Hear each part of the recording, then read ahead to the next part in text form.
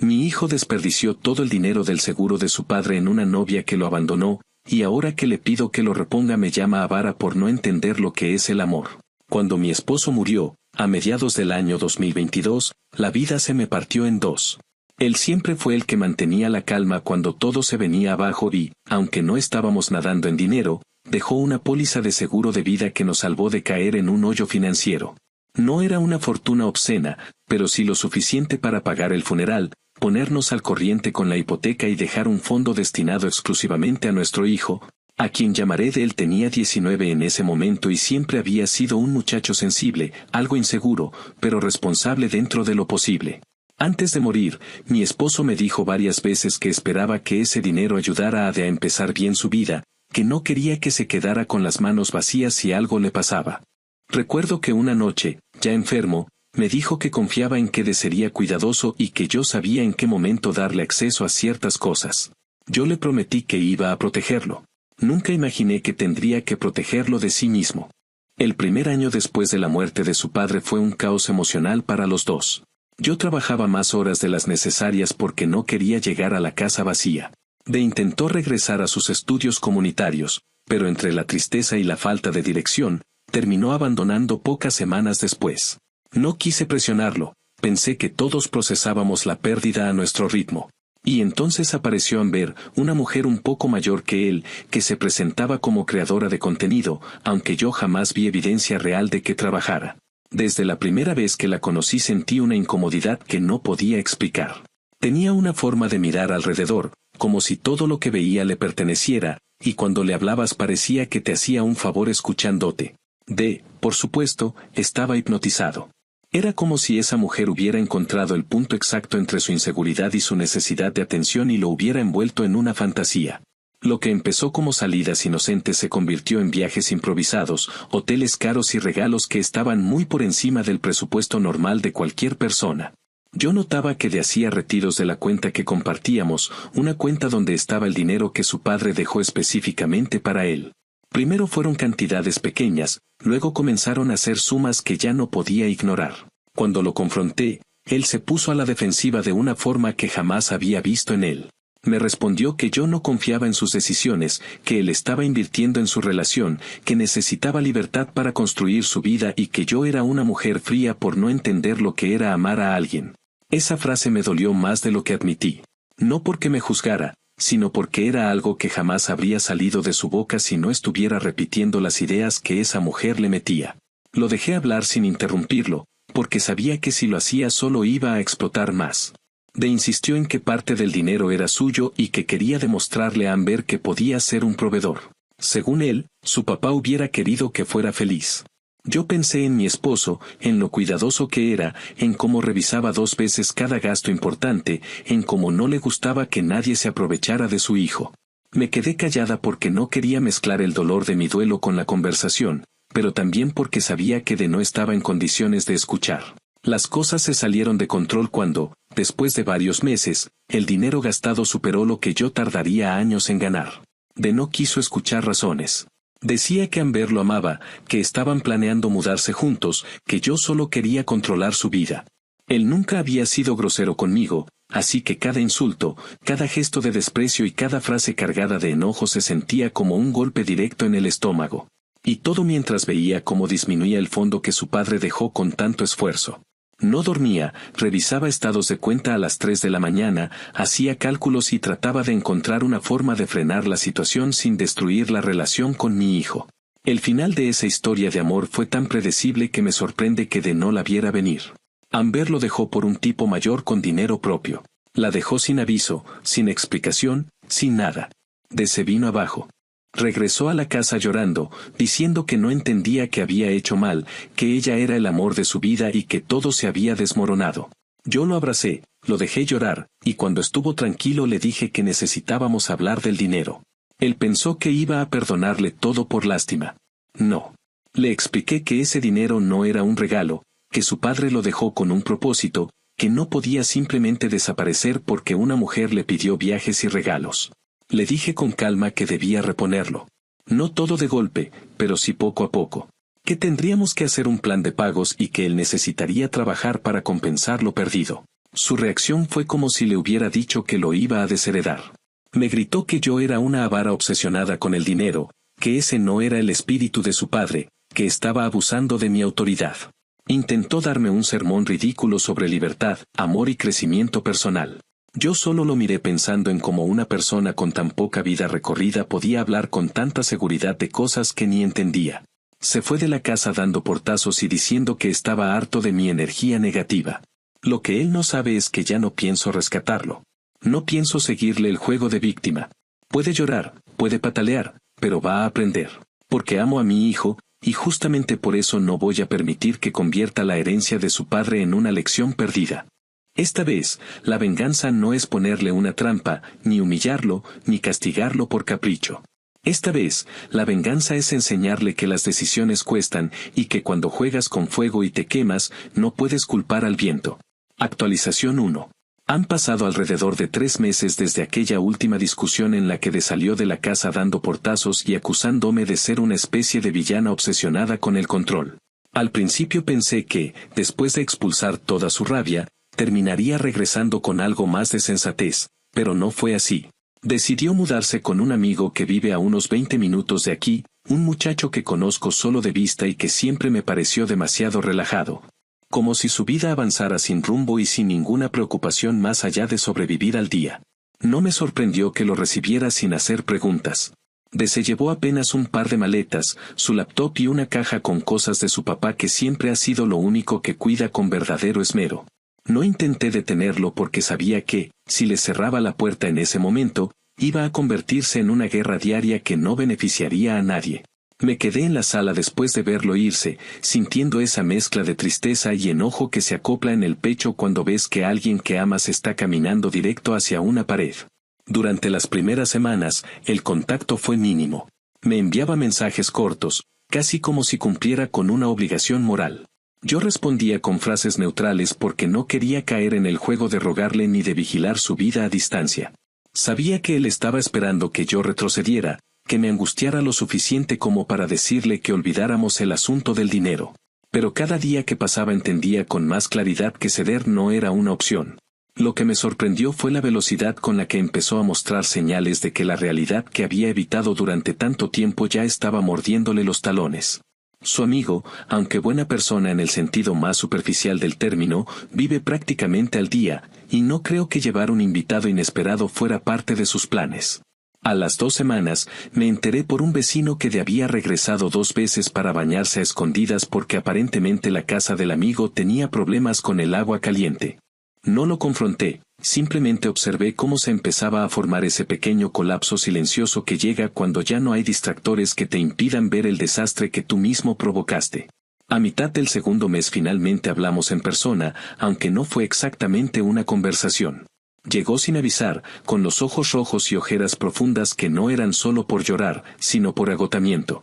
Me dijo, con esa mezcla de arrogancia y desesperación que solo él puede combinar, que su depresión estaba empeorando, que no podía trabajar así, que no tenía energía para nada y que yo no estaba siendo comprensiva. Lo escuché con toda la paciencia del mundo, pero la sensación de déjà vu era insoportable. Ya habíamos tenido conversaciones similares cuando él estaba con Amber, pero ahora era más evidente el contraste entre lo que él decía que no podía hacer y lo que su vida exigía que hiciera. Traté de explicarle que la depresión, aunque es real y dolorosa, no cambia las responsabilidades que uno adquiere, mucho menos cuando esas responsabilidades afectan directamente la memoria de alguien que ya no está. Él se ofendió, me dijo que estaba invalidando sus emociones y que no tenía idea de lo que era amar a alguien tanto como para cometer errores. Yo respondí que sí sabía lo que era amar, que de hecho lo estaba demostrando justamente al no dejarlo escapar de una responsabilidad que él mismo creó. Me miró como si yo fuera un monstruo sin corazón. La conversación dio un giro cuando le ofrecí un plan que pensé que sería razonable. Le dije que podía empezar a pagarme cantidades pequeñas cada mes. Algo manejable, algo que no lo dejara sin dinero pero que reflejara su esfuerzo por resarcir el daño. Incluso le conté que un tío suyo le había conseguido un trabajo de medio tiempo en una bodega de autopartes. Nada glamuroso, pero pagaba lo suficiente para empezar a estabilizarse. Cuando le mencioné esto, su reacción fue tan absurda que me dejó helada. Me dijo que nunca iba a aceptar ese tipo de empleo, que era humillante, que él tenía aspiraciones más grandes y que no iba a desperdiciar su vida encerrado en un lugar lleno de cajas viejas y aceite de motor.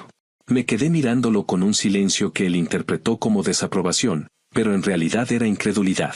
¿En qué momento mi hijo decidió que trabajar era humillante? ¿En qué momento el muchacho que veía partidos con su padre mientras hablaban de ahorrar, de crecer, de esforzarse, se convirtió en una persona que esperaba resultados sin querer hacer nada para obtenerlos?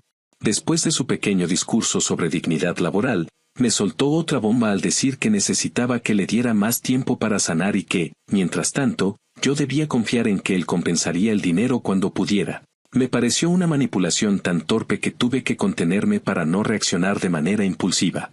Le dije con absoluta calma que el tiempo ya había pasado, que el daño ya estaba hecho y que las emociones no pagaban deudas.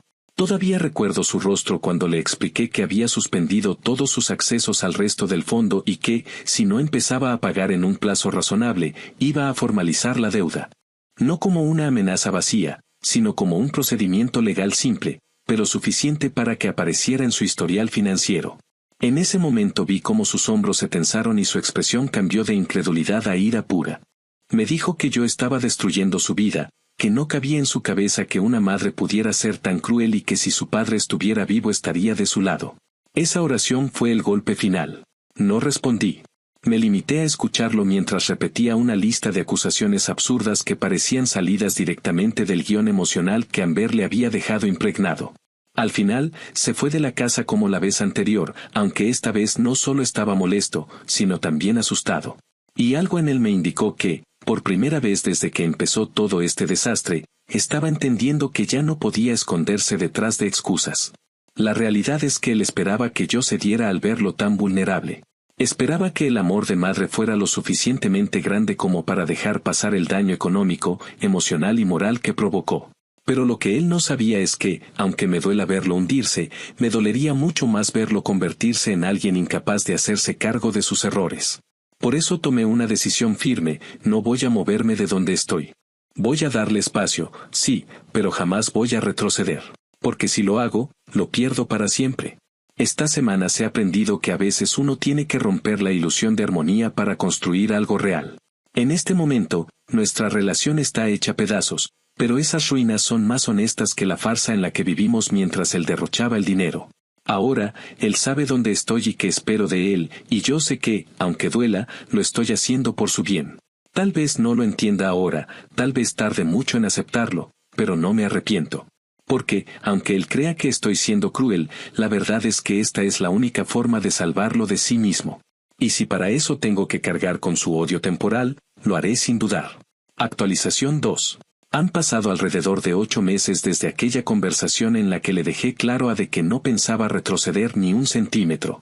Ese tiempo no ha sido sencillo para ninguno de los dos, pero ha sido especialmente complicado para él, que finalmente empezó a chocar de frente con las consecuencias que tanto intentó esquivar. Durante los primeros meses después de que le informé que suspendería todo acceso al fondo restante, él se aferró a la idea de que yo estaba exagerando, convencido de que en algún momento yo iba a doblarme por cansancio o por culpa y revertiría mi decisión.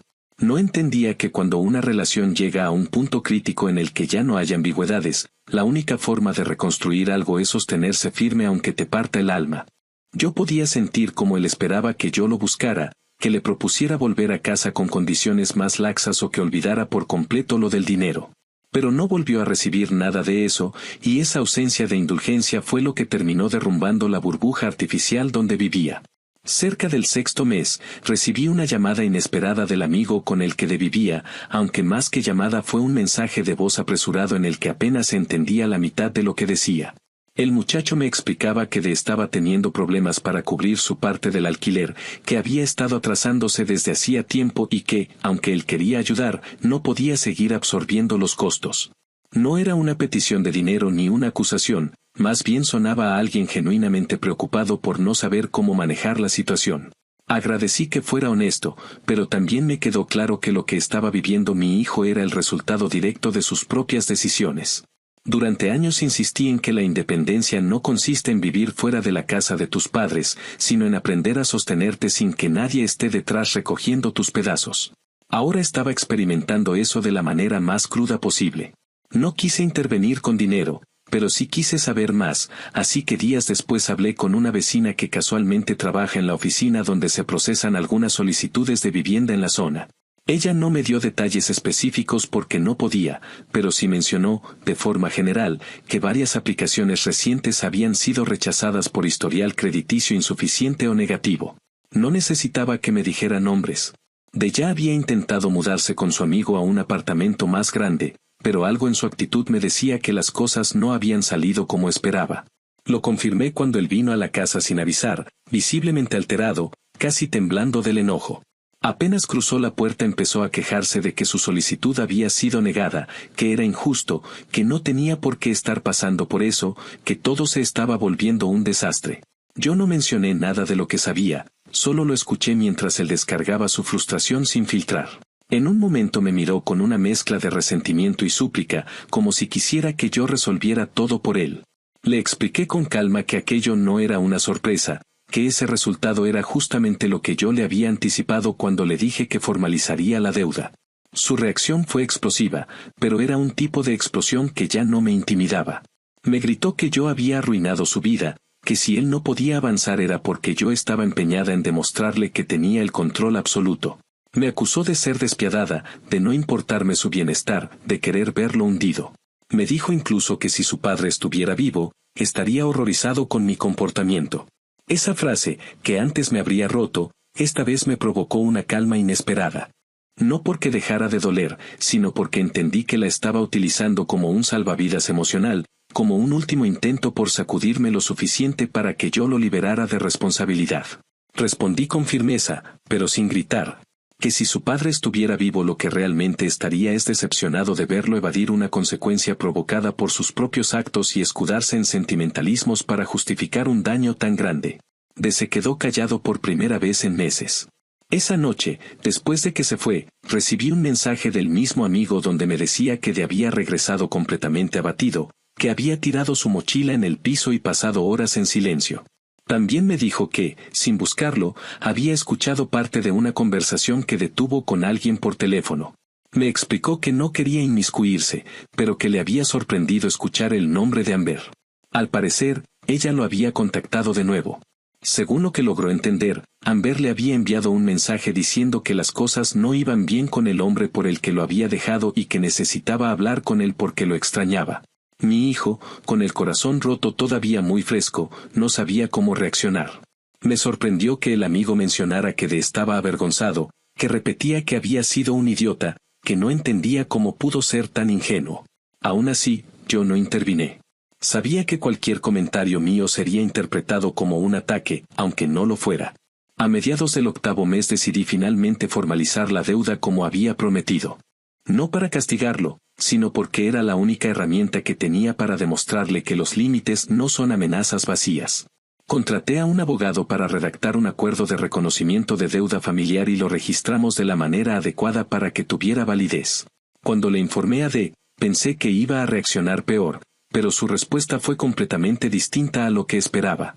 Se quedó rígido, como si una parte de él por fin entendiera que nada de esto iba a desaparecer con ruegos o discursos dramáticos. No lloró, no insultó, no hizo un escándalo. Solo dijo que no podía creer lo que yo estaba haciendo. Le expliqué que esto no era un castigo, que era una responsabilidad y que la única razón por la que estaba tomando esa medida era porque él se había negado a asumirla voluntariamente. Me respondió que no sabía cómo iba a salir adelante con todo eso encima. Yo le dije que la gente sale adelante todos los días con deudas más grandes, y que él, siendo joven, sano y perfectamente capaz de trabajar, podía hacerlo también si dejaba de buscar atajos. Las semanas siguientes fueron extrañas. No regresó a la casa, pero el silencio entre nosotros ya no era tan tenso. No era un vínculo restablecido ni mucho menos, pero sí un cese de hostilidades. Cada tanto recibía actualizaciones indirectas por parte del amigo. Me contaba que había empezado a buscar trabajo de forma más seria, que ya no hablaba tanto de Amber y que, cuando alguien mencionaba lo ocurrido, él se mostraba más avergonzado que enojado. También supe, sin buscarlo, que semanas después de ese primer mensaje, Amber intentó contactarlo otra vez, esta vez con una historia más dramática. Al parecer, el hombre por el que lo había dejado la había abandonado de la noche a la mañana y ella había entrado en pánico. Le dijo a de que necesitaba apoyo, que nadie la entendía y que él siempre había sido su mayor apoyo emocional. De no cayó de inmediato, pero tampoco la bloqueó. Estaba atrapado entre el resentimiento y la desesperación afectiva que todavía sentía por ella. No supe exactamente qué respondió, pero sí supe que no corrió hacia ella. Ese detalle, aunque pequeño, me dio algo parecido a una esperanza cautelosa. Lo más revelador fue comprender que estas pruebas no solo estaban moldeando su carácter, sino que estaban dejando al descubierto sus verdaderas capacidades. Por primera vez desde que empezó el desastre, parecía que el filtro emocional que lo mantenía ciego estaba desapareciendo poco a poco. Ya no hablaba de amor eterno, ni de conexiones profundas, ni de sacrificios. Hablaba de errores, de arrepentimiento, de consecuencias. Y aunque todavía estaba muy lejos de hacerse cargo por completo, al menos ya no fingía que todo era culpa mía o de quienes lo rodeaban. Actualización final. Ha pasado alrededor de 1 año y medio desde aquel primer enfrentamiento serio en el que quedó claro que la situación con el dinero no iba a resolverse por arte de magia ni desapareciendo bajo una alfombra emocional. Todo este tiempo ha sido una especie de proceso lento, irregular y a ratos doloroso, en el que cada uno avanzó a ritmos distintos, pero siempre con el peso latente de lo que ocurrió. A diferencia de los primeros meses, cuando el caos era tan constante que parecía que vivíamos en un incendio perpetuo, esta última etapa ha sido más silenciosa, más madura en ciertos aspectos, y también más reveladora. Para mí fue evidente desde el principio que, si él quería recuperar algo de control sobre su vida, tenía que tocar fondo. No ese fondo dramático que uno ve en historias exageradas, sino un fondo cotidiano, hecho de pequeñas humillaciones, cansancio, frustraciones acumuladas y decisiones que no tenían escape. Y eso, aunque nunca lo admitiría abiertamente, terminó siendo lo que lo empujó a cambiar. La transformación empezó casi de manera imperceptible. Meses después de que formalicé la deuda, dejó de venir con discursos defensivos o justificaciones emocionales. En su lugar empezó a hablar de problemas concretos, cuentas atrasadas, trabajos que no resultaban, solicitudes que no progresaban. Nunca me pedía dinero directamente, pero era evidente que estaba evaluando si yo iba a dar un paso hacia atrás. Yo escuchaba con atención, respondía solo lo necesario y le recordaba que, aunque él tuviera derecho a sentirse abrumado, tenía también la obligación de enfrentar lo que había hecho. Hubo momentos en los que pensé que iba a explotar o a volver a su comportamiento impulsivo, pero en lugar de eso se quedaba callado, algo que en él era casi tan nuevo como desconcertante. Recuerdo un día específico, cerca del primer aniversario de la muerte de su padre, cuando vino a dejarme unos documentos que necesitaba para temas de impuestos. No tuvimos una conversación profunda, ni mucho menos emocional. Sin embargo, al despedirse me dijo que sabía que la situación con el apartamento no iba a cambiar mientras su historial siguiera arrastrando la deuda. Y que por primera vez estaba entendiendo lo que yo había querido decir cuando hablaba de responsabilidad. Fue una oración sencilla, casi seca, pero me dejó pensando todo el día.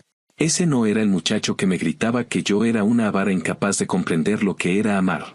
Ese ya era alguien que empezaba a ver, aunque fuera lentamente, que la vida no se sostiene en discursos sino en acciones concretas. Las cosas dieron un giro más claro cuando consiguió un trabajo estable en un taller mecánico. A mí no me dijo nada al principio, fue su amigo quien me comentó que había empezado a trabajar jornadas completas y que se levantaba más temprano de lo que cualquiera esperaba. Cuando por fin hablamos del tema, él no lo presentó como una gran noticia, sino como algo natural. Contó que no sabía mucho de mecánica al principio, pero que alguien le dio la oportunidad porque vieron que llegaba puntual y que no se quejaba por las tareas básicas. Dijo que lo cansaba, que era pesado, pero que al menos sentía que estaba haciendo algo que tenía un propósito concreto. Yo lo escuché sin interrumpirlo, analizando cada palabra, tratando de entender si eso venía desde la madurez o si era solo una fachada temporal. Pero noté algo que me hizo creer que esta vez sí era diferente, ya no hablaba desde la necesidad de impresionar o justificar. Hablaba desde la experiencia. Poco después de empezar ese trabajo, recibí un sobre dirigido a mí. No era una carta emocional ni un intento dramático de reparación. Era un cheque. Un pago pequeño, pero significativo por lo que representaba.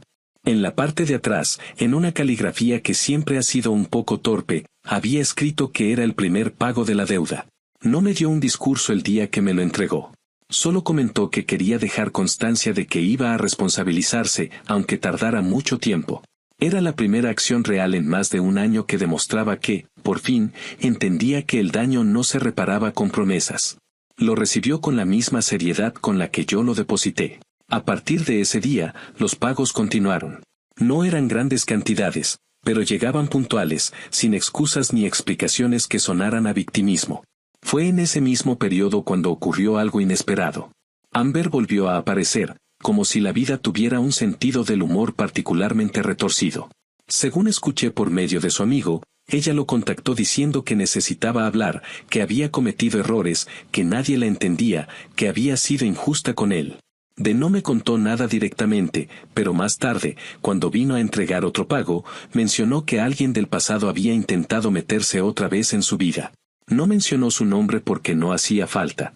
Solamente dijo que le había respondido que no estaba interesado en revivir nada y que no tenía intención de volver a convertirse en el sostén emocional o económico de una persona que lo había usado. Me confesó, con una honestidad que no le había visto en mucho tiempo, que aunque le removió cosas escucharla de nuevo, también entendió de inmediato que ya no quería vivir en ese mundo donde todo parecía bonito mientras se le aportara dinero o atención. Dijo que había sido demasiado ingenuo antes y que estaba cansado de repetirse esos errores. Yo no intervine ni traté de orientar la situación. Era evidente que él ya había tomado una postura firme, no porque yo se la impusiera, sino porque por primera vez comprendía que alguna gente solo regresa cuando la vida le cierra todas las otras puertas. Hubo un momento clave, probablemente el que definió esta etapa, cuando él me dijo que sabía que le iba a llevar años pagar lo que debía. Lo dijo sin vergüenza, sin exageración y sin victimismo. Agregó que no esperaba que yo lo felicitara por hacer lo básico, pero que sí quería que yo supiera que, aunque hubiera tardado demasiado, ya había entendido que la responsabilidad no es una carga que uno lleva para complacer a otros, sino una forma de limpiar el propio terreno para poder avanzar. Para mí ese fue un punto decisivo, no porque me lo dijera, sino porque lo estaba viviendo realmente. Hoy, más de un año después de aquel caos que parecía no tener fin, la relación que tenemos es distinta. Todavía existen cicatrices, algunas profundas, pero ya no son heridas abiertas.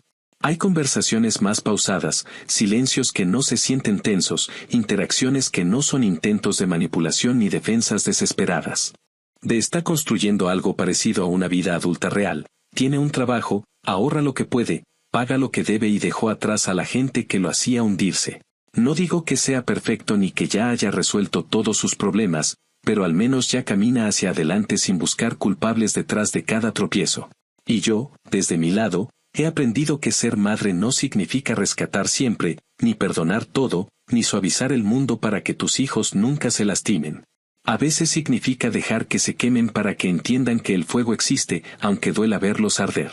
Esta venganza, si se puede llamar así, nunca fue un castigo. Fue un acto de amor muy duro, muy cansado y muy solitario, cuyo objetivo no era hundirlo, sino obligarlo a ver que la vida, cuando no la tomas en serio, te pasa por encima sin preocuparse por tus sentimientos. Hoy, cuando veo sus pasos más firmes, sus decisiones más maduras y su forma de hablar sin adornos ni dramatismos, entiendo que este camino, tan largo y tan desgastante, valió la pena. Porque recuperé a mi hijo, no el que era antes, sino uno que finalmente entiende quién quiere ser. Y aunque el pasado siga ahí, ya no es un peso que lo arrastra, sino un recuerdo que lo mantiene alerta para no repetir lo que casi lo destruye.